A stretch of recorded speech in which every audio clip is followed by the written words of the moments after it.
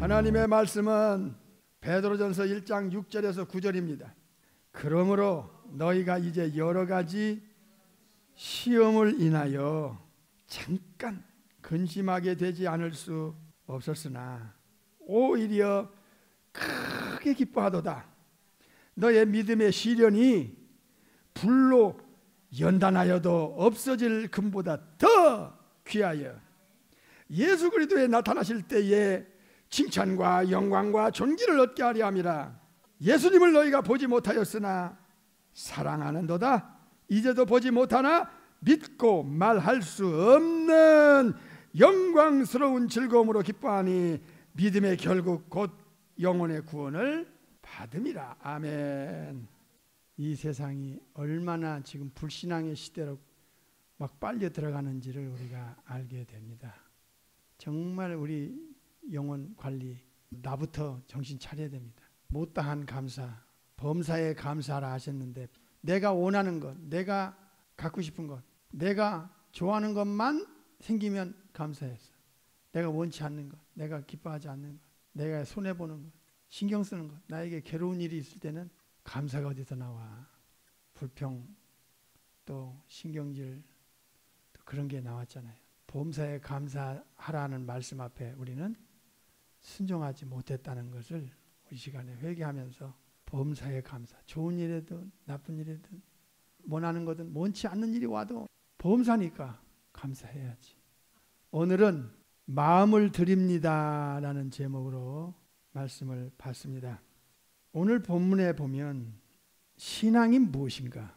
도대체 예수님을 믿는다는 것이 참 놀랍기도 하고 신비스러울 정도로 인간이란 존재가 이렇게 달라지고 바꿔지고 예수님을 믿고 성령님으로 거듭난 하늘에 속한 사람들의 그 영혼 상태가 이야, 이렇게 현실을 지배하고 뚫고 나갈 수 있었구나 하는 그 놀라는 마음으로 오늘 말씀을 받습니다. 사도들로부터 정확하게 예수님에 대해서 알고 내세에 대해서 알고 또 영원한 운명에 대하여 변화를 받은 초대교회 신자들, 그들의 영혼 속에는 무엇이 들어있고 무엇을 근거로 증거를 움켜잡고 도대체 어떻게 변화를 받았길래 사람이 이렇게 바뀔 수가 있는가, 차원이 다르다 하는 것을 본문을 읽으면서 느꼈고 감지했습니다. 여기 믿음의 시련이라는 단어가 우리의 마음을 숙연하게 합니다. 예수님을 믿는다는 것이 진짜 알고 나면 알수록 너무 엄청난, 너무 귀한, 세상이 줄 수 없는 것들을 예수님을 통해서 우리가 보장을 받았고 신분을 받았고 모든 것이 바뀌어져서 새것, 카이노스, 안드로포스, 새 사람이 돼서 언제 이 땅을 떠나도 우리의 영혼이 천국에 인도받을 수 있는 영원한 보장을 받았는데 예수님 한 분에 의해서 주어지는 이 엄청난 가치가 이 지구를 다 줘도 바꿀 수 없는 그 비교의식이 생겼을 때 그 예수님을 믿고 믿음의 시련이 그들에게 폭풍처럼 다가왔습니다. 도미티아누스 황제나 네로 황제 그리고 트리안 이 세 황제에 의해서 기독교인들이 무자비하게 핍박을 당하고 죽임당하고 재산을 몰수당하고 그 시대에 완전히 사람 취급을 못 받고 제거당하는 불로 연단하여도 하는 이 불시험, 등 따시고 배부른 이 미국 땅에서 핍박이 무엇인지조차도 경험해 보지 못한 현대 교인들에게는 너무 생소하고 이해도 안 가고 어떻게 저럴 수가 있을까? 마치 상상 속에 그 상황을 그려보는 그 정도의 입장에 있는 현대 교인들에게는 참신앙이 무엇인가에 대한 정확한 기준과 잣대를 역사의 팩트로 보게 되었습니다. 믿음의 시련이 너무 혹독해서 여기 불로 연단하여도 라는 말씀 앞에 우리의 마음이 숙연해집니다. 금은 같은 금이 아니라 14K, 18K, 24K 금은 순금이 되려면 풀무불 속에 더 많이 들어갔다 나왔다 하고 또 망치로 때리고 해서 순도가 높은 금으로 또 여성분들의 그 아름다운 장식품으로 귀한 보석으로 쓰게 된 것처럼 신앙생활에는 천국 가기 전에 우리의 영혼 속에 틀에 박혀 있는 원죄의 속성, 만물보다 거짓되고 심히 부패한 그 옛사람의 그 깊게 뿌리 내린 그 죄성, 육성, 악성, 우리가 우리를 봐도 도저히 용서하기 힘든 바울의 탄식이 우리의 탄식이 되고 우리 스스로를 들여다볼 수 있는 은혜, 자가 진단할 수 있는 은혜, 내 속에 들어박혀 있는 그 생각 속에 박혀 있는 그 의중을 나 외에 누가 알아. 그래서 우리가 좋을 때, 등 따시고 배부를 때, 편안할 때, 승승장구할 때, 일치월장할 때는 사실 눈이 가려져서 내가 나를 볼 수가 없습니다. 내 맘대로 안 되고 내 뜻대로 안 되고 내가 원치 않는 것들이 폭풍처럼 쓰나미처럼 나에게 다가와서 나를 짓누르고 프레셔를 주고 스트레스를 주고 하늘이 무너지는 것 같은 그런 어떤 싫은 상황이 우리에게 현실이 됐을 때에 우리의 겨자씨만한 믿음마저도 눈 녹듯이 녹아내리고 우리의 믿음이 무너져 내리는 그런 자신을 보면서 내가 이 정도의 영혼 상태냐? 내 믿음이 고작 요 정도밖에 안 됐더냐? 하하, 신앙 영조에 비해서 내 믿음이 너무 형편없는 자신을 보게 되는 순간에 환경이 문제가 아니라, 환경 탓이 아니라 그 환경에 반응하는 내 영혼 상태가 전지하신 성삼위 하나님 앞에 처절하리만큼 비참해 보이는 나의 믿음의 모습을 주님 앞에 어떤 평가를 받을 것인가에 대하여 우리가 심각해지지 않을 수가 없었던 것입니다. 예수님을 믿고 첫사랑이 우리의 영혼 속에 들어오고 하늘의 기쁨과 위로와 그리고 하늘나라의 그 샬롬, 평강이 우리 영혼을 덮쳐왔던 것을 우리는 다 경험자들입니다. 세상 사람 날 부러워 아니하여도 나도 역시 세상 사람 부럽지 않네. 그렇게 고백했던 시절이 우리에게 있었습니다.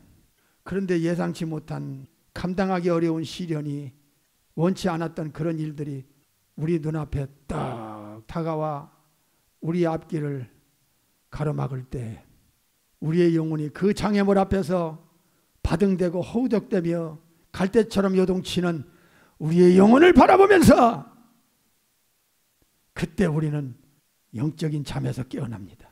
내가 이 정도밖에 안 됐는데 자가당착에 빠졌었구나.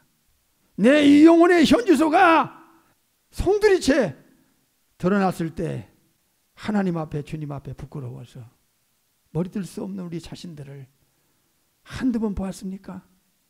참으로 자기 영혼의 그 모습이 오그라들고 쪼그라드는 우리 자신을 보면서 이 모습을 가지고 내 영혼이 우주적인 재판석 앞에 서서는 안 된다. 안 된다. 이것이 우리의 신앙의 제2의 제3의 터닝 포인트가 되는 나에게 고통과 괴로움과 좌절과 낙심과 불안과 공포를 줄 수 있어도 그게 다가 아닙니다. 여기서 내가 무너지면 내 신앙이 이제 끝장난다고 하는 절벽에 서 있는 듯한 나의 영혼을 바라보면서 주님을 강렬하게 매달리고 이 상태로 주님을 만나서는 안 된다고 하는 이 절박감, 현실적인 내 영혼의 몸부림을 치게 되는 어떤 모멘텀이 생기게 되는 것입니다. 범사에 감사하는 것이 하나님의 뜻이거늘 범사라는 이 단어가 우리의 양심을 찌르고 있습니다.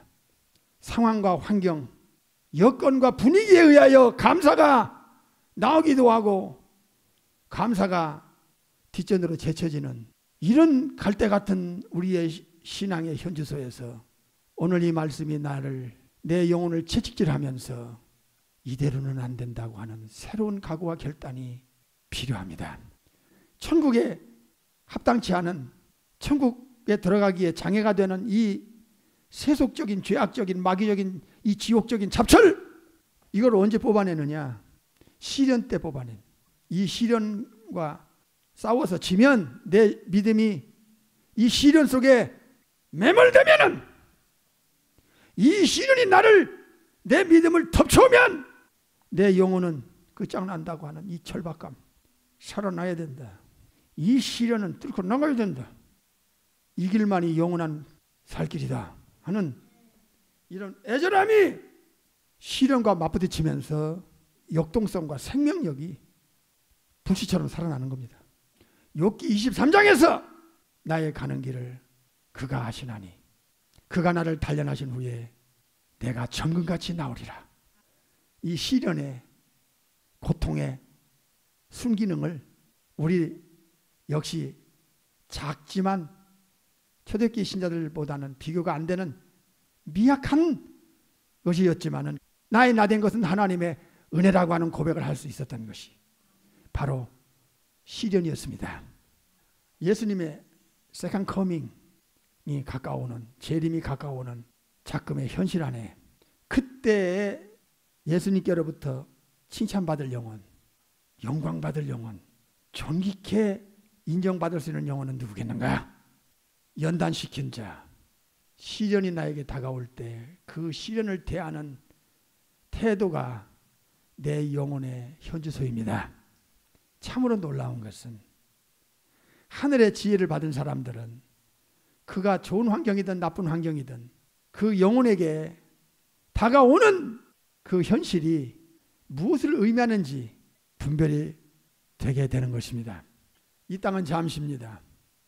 죽은 후에는 반드시 우주법정에 1대1로 재판장인 예수님 앞에 제2위의 창조주 하나님 예수님 앞에 서야 됩니다. 여기서는 히브리 4장 13절에 벌거벗은 것 같이 드러납니다. 숨길 것도 없습니다. 이 최후의 심판대 앞에서의 재판장으로부터의 칭찬을 받는 그 영혼만은 이 땅에서 진정한 승리자요, 진정한 행복자요, 진정한 인생의 우등생이 되는 것입니다. 이 심판대 앞에서 버림당할 사람은 이 땅에서 영웅이든 호걸이든 전설적인 인물이든 최후의 심판대 앞에서 재판장으로부터 버림당하는 그 영혼은 사실 인생의 패배자입니다. 실패자입니다.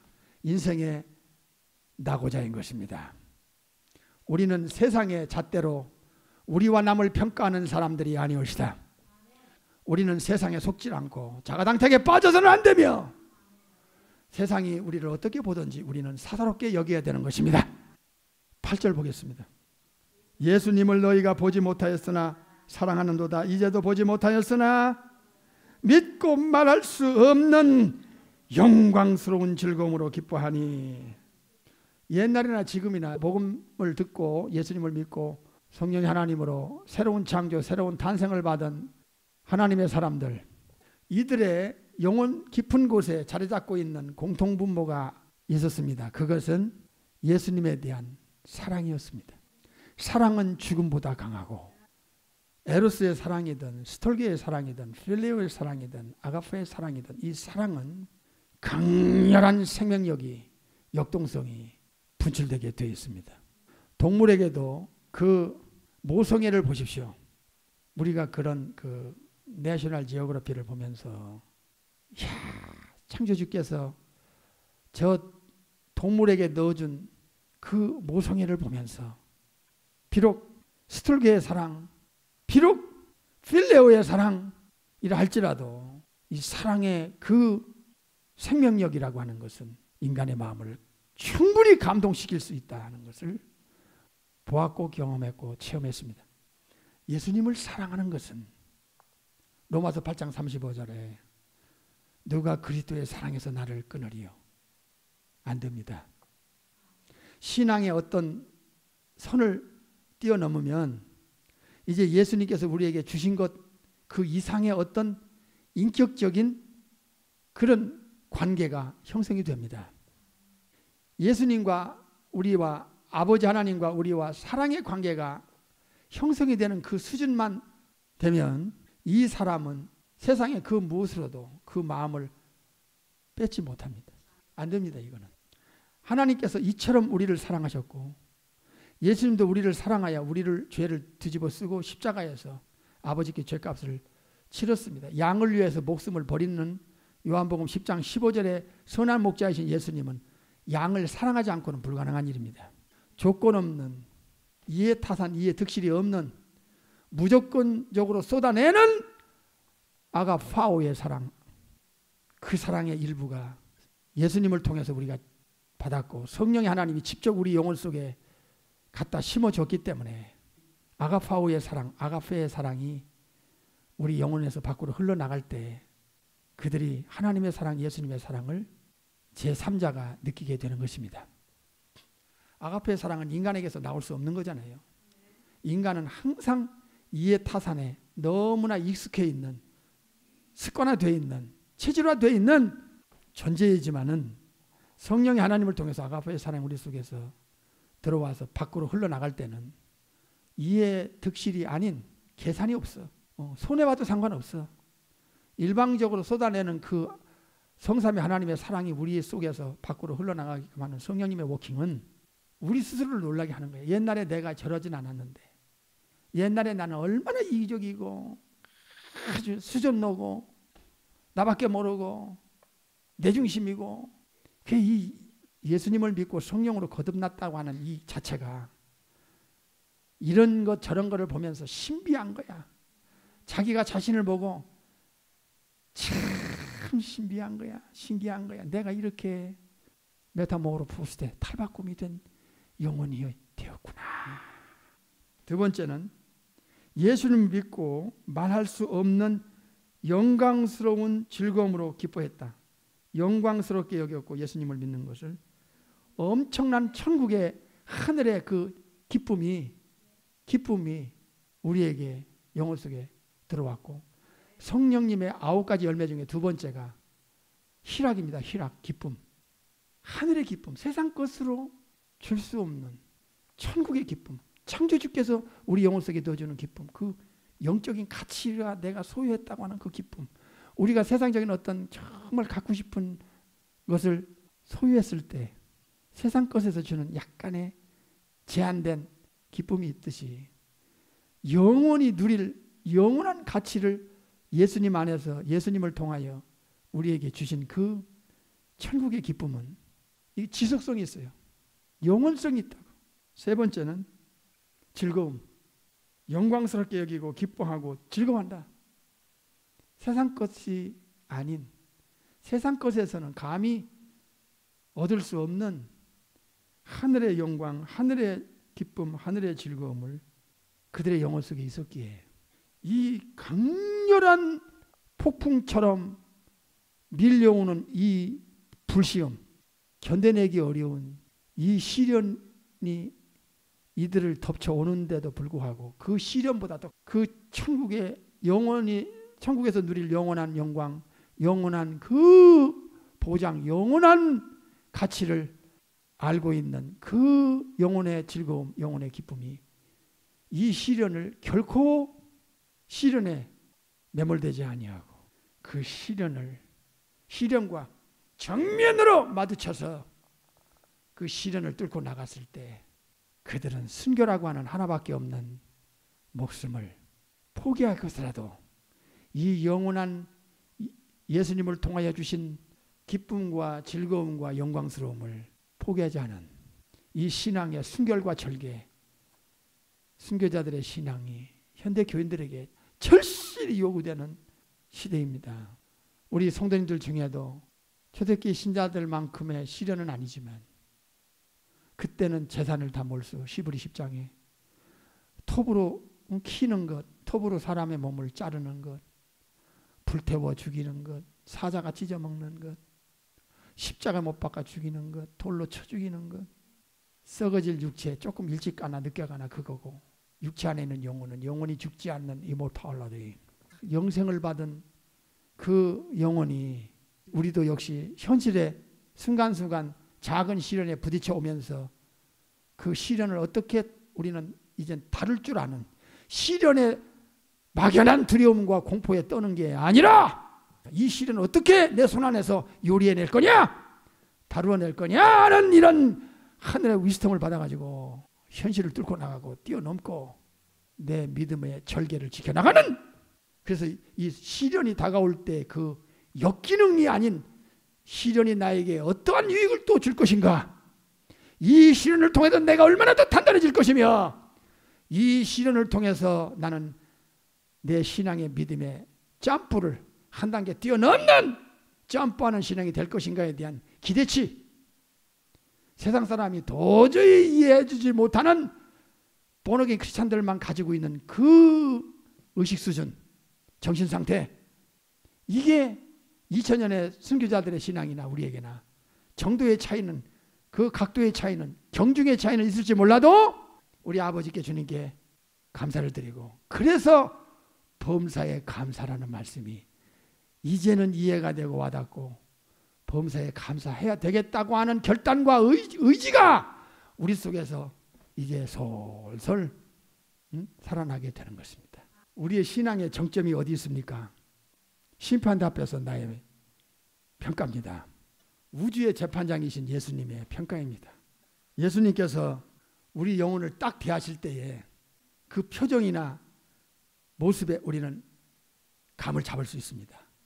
우리 주님의 표정을 보면서 나를 받아주시는구나 하는 표정을 보면서 내가 그 굽이굽이 어려울 때마다 영적 춘향이처럼 신앙의 절개를, 순결을 지켜서 갈대같이 흔들리지 아니하고 요동치지 아니하고 우왕좌왕하면서 여기 기웃 저기 기웃하면서 요령 피우면서 바리새인처럼 신앙하지 않고 불꽃 같은 눈으로 딱 들여다보신 주님 앞에서 그 어려울 때마다 기도하며 울며 주님 의지하고 까짓것 살든지 죽든지 나는 주님 것이야, 주님 앞에 가서 영원히 우리 아버지와 주님을 모시고 살래 하는 그 신앙 때문에 굽이굽이 주님이 은혜로 뚫고 나올 수 있었던 그 과거가 심판대 앞에 섰을 때 너무너무 자신이 자신을 보고 잘했다, 그렇게 하길 잘했다, 가까운 사람들이 나를 사람 취급하라고 손가락질하고 그렇게 나를 무시하고 멸시하고 인격적으로 짓밟히고 매도했지만은 그때마다 오뚜기처럼 일어나서 그래도 나는 예수님밖에 없어 하면서 살아왔던 그 이 세상에서 죽기 전에 살아왔던 그 삶이 얼마나 그 심판대 앞에서 자기 영혼에게 영원한 위로를 줄 것인지. 또 주님 입장입니다. 심판대 앞에서 불러나온 우리를 보고 주님께서 환하게 웃으시면서 아무개야 어서 오너라, 내가 너를 위하여 십자가에서 네 죄 끌어안고 죽은 것이 결코 헛되지 않았다는 것을 내가 다 보았다, 내가 보고 기뻐했다. 이 영적인 수준, 영혼 상태로 우리를 탈바꿈시켜줬다는 이 은혜에 성삼위 하나님 앞에 감사를 올리지 않을 수 없는 것입니다.